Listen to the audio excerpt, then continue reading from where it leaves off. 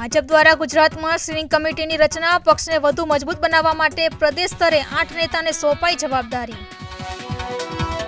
છોટાઉદેપુરના સંખેડા ખાતે ખાનગી વાહનમાં ઘરે પરત ફરી રહેલી વિદ્યાર્થીઓને સાથે છેડતી ગભરાઈને 6 વિદ્યાર્થીનીઓએ ગાડીમાંથી નીચે ઝંપલાવ્યું। આગળ જતા ગાડીએ મારી પલટી।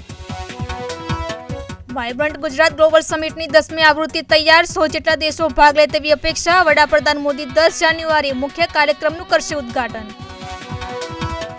આપ નેતા રેશમા પટેલની જૂનાગઢમાં અટકાયત, ગેસના ભાવ ઘટાડાને લઈને કર્યો હતો વિરોધ। દિલ્હી દારૂ કૌભાંડ કેસમાં ઈડીના ત્રીજા સમન્સ બાદ પણ હાજર ન થયા અરવિંદ કેજરીવાલ, કહ્યું કે ઈડીની નોટિસ ગેરકાયદેસર। હિડનબર્ગ કેસમાં અદાણી ગ્રુપને સુપ્રીમ કોર્ટમાંથી મોટી રાહત, સુપ્રીમે સેબીની તપાસમાં હસ્તક્ષેપ કરવાનો કર્યો ઇનકાર।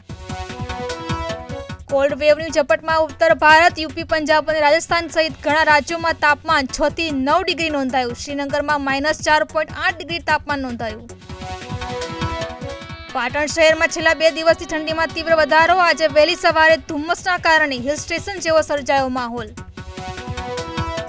રાજકોટ શહેરમાં છેલ્લા 15 દિવસથી દીપડાના આટાફેરા, સીસીટીવીમાં કેદ થયો દીપડો, વન વિભાગ હજી દીપડાને પકડવામાં નિષ્ફળ।